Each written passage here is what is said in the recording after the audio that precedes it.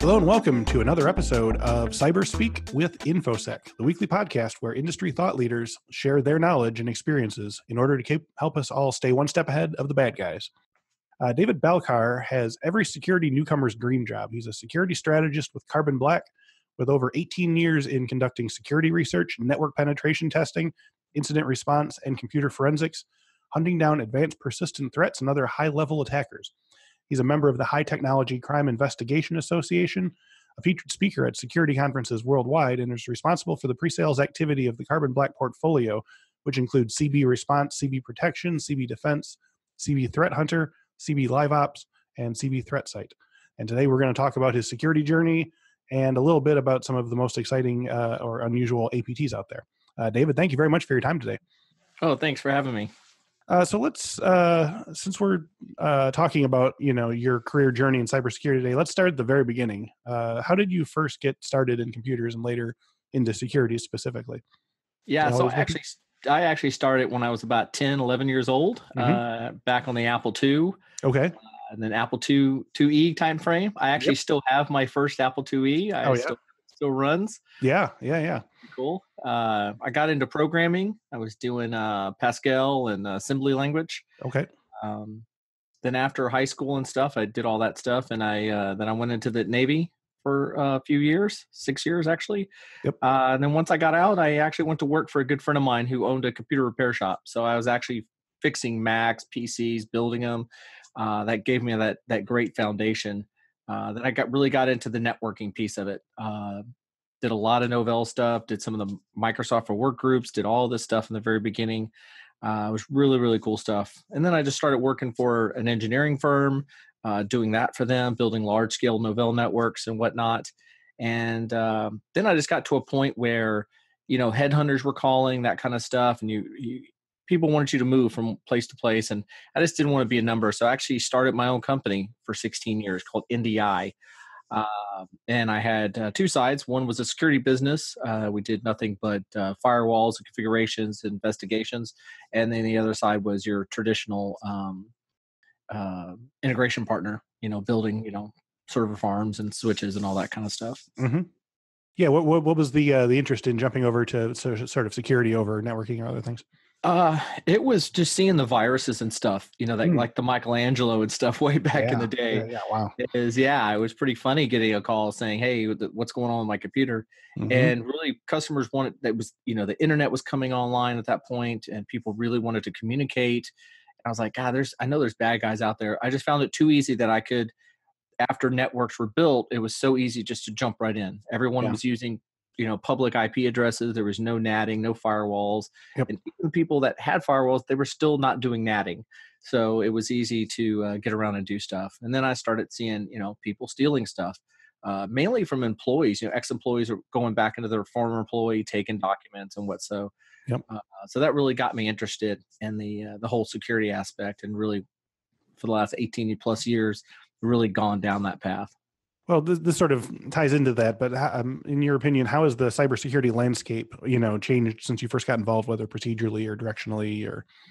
Yeah, so it's changed a lot. Like I said, throw up Michelangelo. I know there's going to be a few people out there laughing at that one, but right. It really went from people just doing boot sector stuff to locking your screen, showing you a funny picture or whatever, to all the way to cyber espionage and cyber theft. And then to stealing money. I mean, that's really where the money is, right? You want to go steal it for the banks and the companies, ATM fraud, SWIFT transfers, all that kind of stuff. So that aspect of it's really, really come a long way. And it's the same old moniker, right? Where people go for the money. If that's what they're going to go, they just do it different ways. So they're not robbing a bank. There's still a few out there, but I love doing pen testing on banks because I always ask them, where's the money? And they go, oh, we got this awesome vault in the back and everything. And you're like, no, it's that computer that's sitting right there on the teller line that I just walked out of your building with. That guess what? I'm putting malware on it, and I'm going to bring it back the next day so I can do all my transfers. Yep. So yeah, that's. I mean, the landscape has definitely changed a lot. Yeah.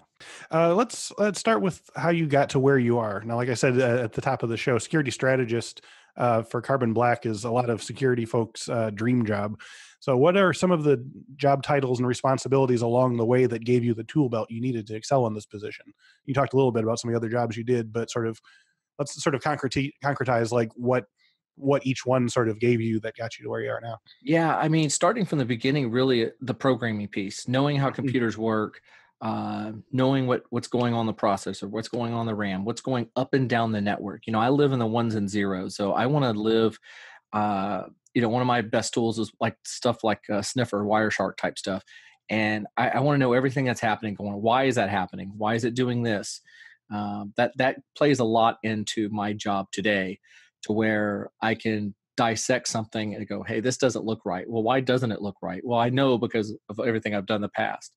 Right. So, I've done stuff like network architect, network security engineer, those kind of things. So how these networks are put together. So you can visualize pretty quickly, say, hey, there's a hole here. There's ingress, egress points, whether it's, modems or where it's, T3 lines or fiber coming into the building. It doesn't matter. Where all this stuff plays. Mm-hmm. And that really goes a long way to saying, okay, golly, I could put my thinking cap on for a second and go, okay, I know you've got two ingress points. What are we doing there? Are we doing VPN? How are we terminating these connections? And now with SaaS and, cloud and hybrid clouds and private clouds, and the data is just everywhere. And that's a huge piece of it, knowing where that data and who's got access to it. One of the regular series we do here on Cyberspeak is sort of helping people who might feel like they're never going to sort of get into their dream job, sort of see the steps along the way. Mm-hmm. So for someone who is, say, feeling stuck in a lower level security job, like at a help desk or some other place where they don't feel like they can break out, what is one action that they can take today, whether, read up on a new skill, sign up for a course, that can get them one step closer to high level APT hunting? I would say the biggest thing is training. You got to get the training. Right. Some people say, oh, you got to have this cert, this cert, this cert. Not necessarily. There's plenty of companies out there that will actually hire you without a certification. Okay. My thing is learn from the ground up. Know how this stuff works. If you don't know how it works, everything else is a moot point, because I can't teach you how to reverse malware if you don't know some programming or some assembly, and how a PE execution is happening on a Windows box or whatnot. That's very, very important. So I always tell people, okay, get a network certification, then get your basic security stuff, so you can get this, so you know what crypto is, and you know what asymmetric versus symmetric, all these different things. Yeah. Just add to your tool belt, because you're going to use every single piece of it right now. Mm-hmm. And I'd say the biggest one, beside all that, is knowing the OSs. Don't go into a company going, oh, well, I know Windows. Well, guess what? They've got Linux, they've got OS X, they've got CP, whatever they've got, AS400s. If you don't know the OSs, then you're not doing yourself justice. You really got to know the OSs. So for those just coming to the topic for the first time, we're talking about advanced persistent threats today. What exactly are APTs, and how does hunting APTs differ from standard threat hunting? I wouldn't say it really differs a lot from your standard threat hunting. Okay. The biggest thing with APTs is generally they're nation states or highly sophisticated cyber gangs. That's where we put the term APT into it, right? These are going to be wanting to be on your network for a long time, not be discovered, and change their tactics constantly. But they've always got to have a way in and a way out. Because that's the thing, right? Once they get in, they want to get data out, or they want to be able to send commands back in. That's a big thing. The biggest thing as far as the threat hunting piece really is going to be around knowing what's on the endpoint, what's your standard, what's normal, and being able to look at unfiltered data. That means every process that's running, every registry, every cross-proc that's running, every netcon. You've got to know all this stuff and be able to watch it, right? And then, so if you're hunting, you're looking for those things. Well, what exactly could you possibly be looking for? Well, you look for stuff that's out of the ordinary. Yep. Notepad.exe should not be communicating with the network. This shouldn't happen. Mm-hmm. Your accounting application should not be talking to China, or it should not be talking to, Iceland or wherever, they're VPN'd in from. So that's really big. What else can I say? Also on the threat hunting side, I would say, if I go into an organization and, they said, "Hey, Dave, we think we've been attacked." I started some real basic stuff. I started DNS and work my way down. I'm looking for stuff that's out of the ordinary, stuff that I know is going to known command and control, that kind of stuff, and just work my way back up until I can get to that either patient zero or not. Because once they get to patient zero, we start doing lull bins, which is living off the land. So they're going to look like a normal user, or they're going to look like the admin user. And that makes it extremely difficult. I know this one particular case I was working on, this attacker got in and basically only used malware on one machine. From there, they stole credentials and then used the built-in tools to Windows to go laterally across the network. And I actually caught them doing traces of RDP. And I knew that no one in the company RDPs except for the administrators. I knew what 3 machines they use, and I just could search the network looking for, okay, has RDP ever touched any of these other machines? And sure enough, I found it, and you could just see them. I could just follow them with a timeline of all the machines they compromised using RDP, just stolen credentials. But the admin said, "Oh, no, everything looks great." Yeah. Right. Yeah. So, I mean, it sounds to me like, if you want to get to the top here, you sort of learn the skills and you learn you get the toolbox by doing lots of different types of sort of searching and analyzing on sort of lower stakes threat hunting and stuff like that. So there's sure. Yeah.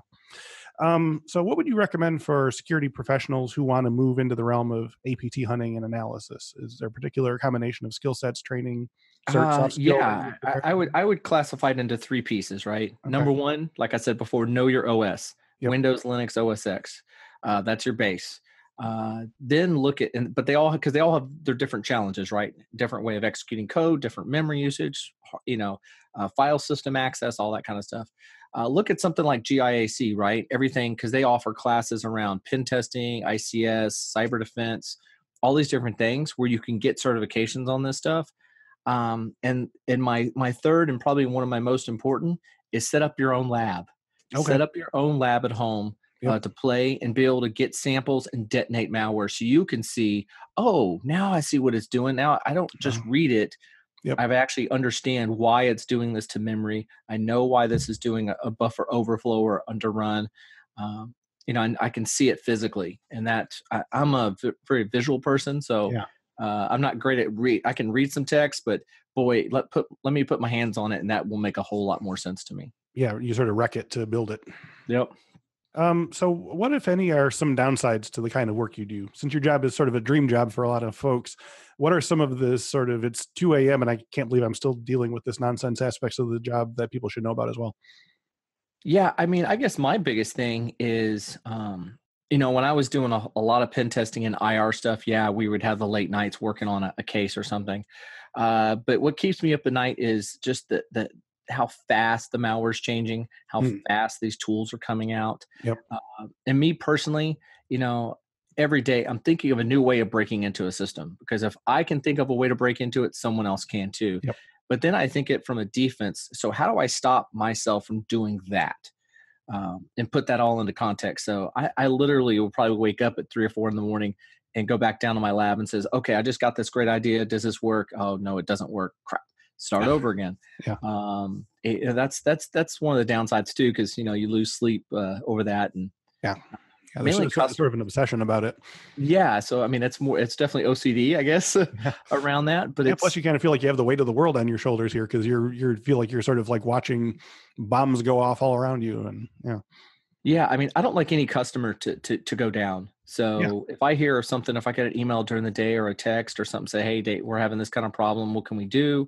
Then I'm on it 24/7, because I want to figure out why it's happening and be able to eradicate that, get it out of their network so they can get back to business.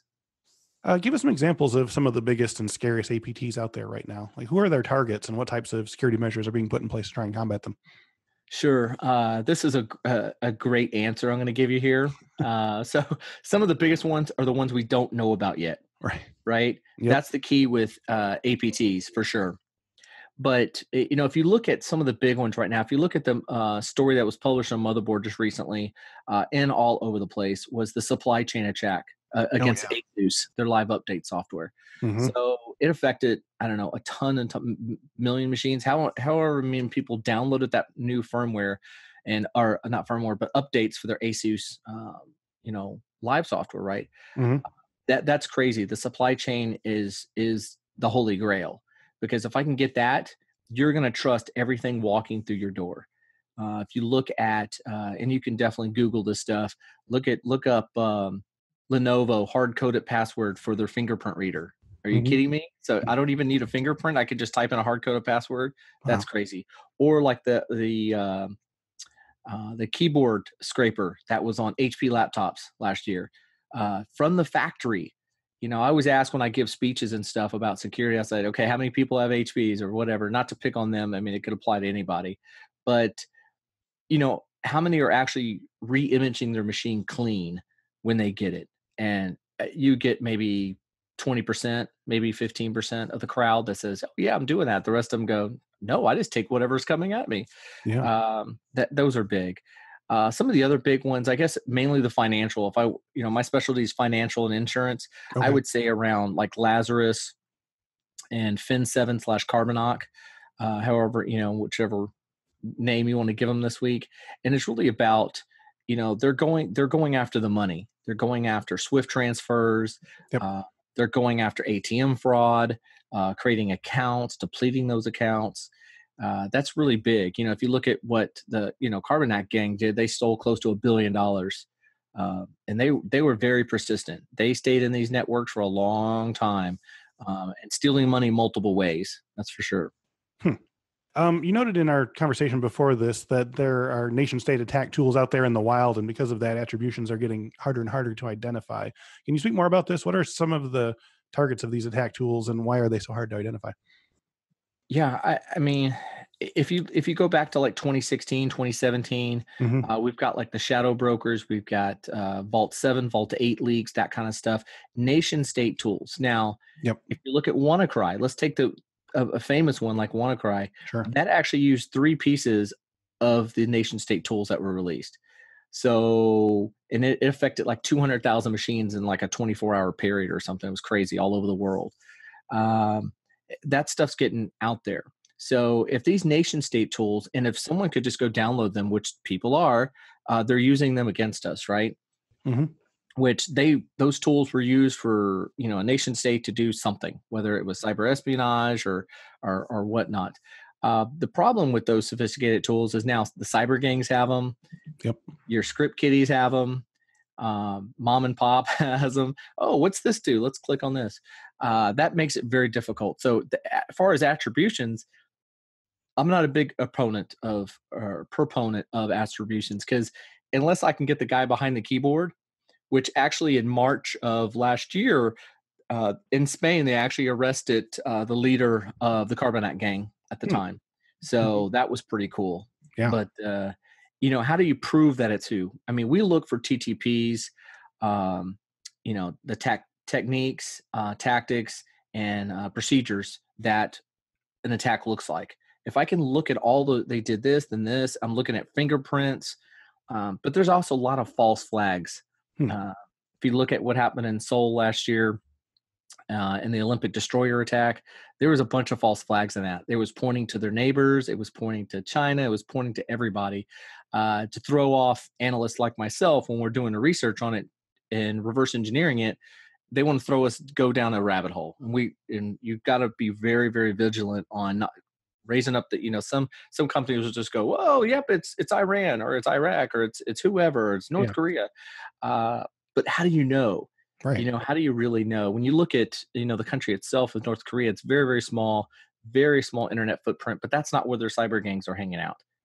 They're living in Singapore. They're living in Hong Kong. They're living someplace else. They're using VPNs. They're doing all kinds of stuff. So that's why it's very hard to identify these cyber gangs for sure. Yeah. Now, go ahead. Sorry. So, excuse me.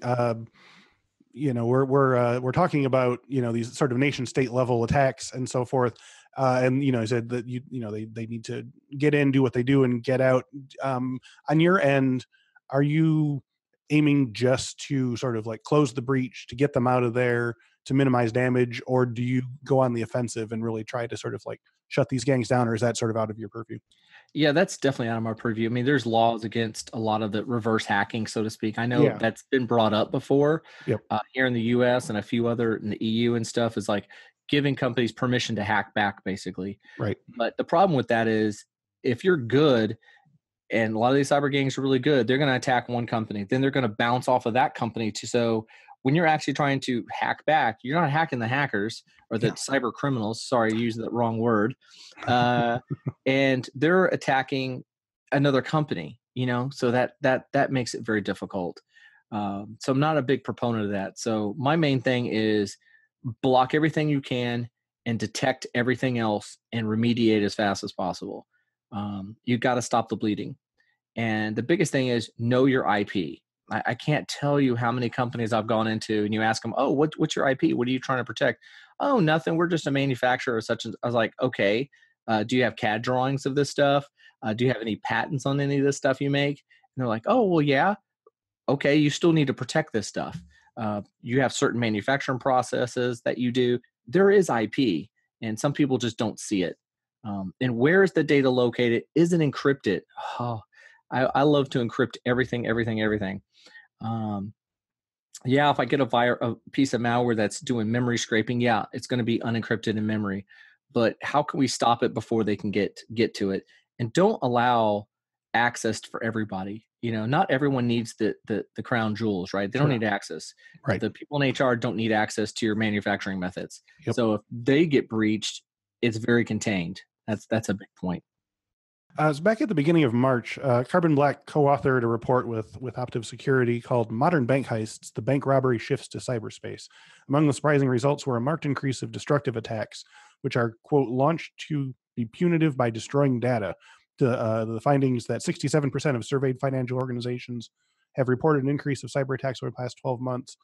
79% said cyber criminals have become more sophisticated, and 26% reported being targeted by these destructive attacks. So what's to be done with all of these findings? What will financial institutions have to do not to get completely chewed up by these increasingly ferocious cyber criminals?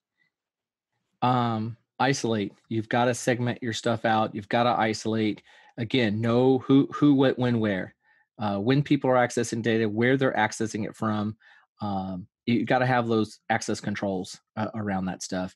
Because if I get into one machine, I'm going to try to move laterally. And that's huge. If you're not watching that, or whether it's a SIM watching that, or you've got logs, I'm real big on you've got to log this stuff. You've got to have it and be able to correlate it. Don't just have logs dumped into syslog. You've got to have it into some type of SIM. And don't say, well, I'm a small, medium business, I can't afford that. There's lots of free solutions out there. There's lots of low cost solutions that you can do. And there's certain things you can do to mitigate your risk, right? Make yourself a harder target. Yeah. Have technology and people and processes in place with good training. That's an important part, that are looking for this stuff. Don't wait for something to happen. Be a threat hunter. Actually start looking through your network, trying to find stuff. So what types of corporations, organizations, or government outlets are looking for and hiring people with APT hunting experience? Well, for sure, all the 3-letter agencies are looking for people, right? Mm-hmm.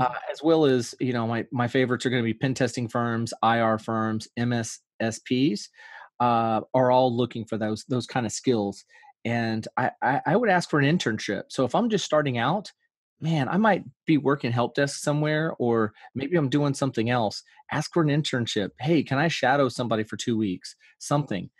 You'd be surprised how many of these companies will allow that to happen because they know you're getting free experience, but they know that, hey, we could probably pluck that person later on. They're gonna know it. So that's really good. And look for those open positions. I mean, get on your favorite job site of choice and find those for sure and apply. Even if you think that you can't do it, get in there. Get used to doing those kind of interviews, because some of them are very technical. But even if you don't do great, ask why you didn't do great. Say, oh, okay, that's what I need. That's the skill that I'm looking for. Right. And yeah, I mean, also a lot of those, we've talked to a number of people about the cybersecurity skills gap, and a lot of those job postings are sort of looking for unicorn candidates that have 15 certs and 25 years experience and what have you. So yeah, don't believe the hype. Apply. Even if it doesn't say that, like I've seen those too. They crack me up, and those generally not written by the security team. Right. They're all written by HR. Yep. Oh, what do we need? Oh, this is what we're doing. And I love the job postings where they says, oh, well, you need to be a semantic expert, and you need to be this, and you need to be that. It's like, they just bad OPSEC, because now you told me everything in your environment. Wait till that you get people to come in and interview, and then start talking. Hey, what are we actually doing? So you can do some vetting there from the employer perspective. So if you work for an organization that could be the target of an APT, what aspects of your security program should you be strengthening? Or if you're not, on the rung of the ladder to make those decisions, should you be telling your C-suite that they need to invest in? Don't go. You got to get the low-hanging fruit, for sure. Start there. But I would talk to, before you start going to C-suite, because a lot of them are just not going to understand, or they're super busy doing 50 other things, is get with your IT department, get with your security team saying, hey, I just saw this. I was playing with it at home. I think this is going to affect us. I noticed that other companies in my industry are also being breached by this particular attack. What can we do?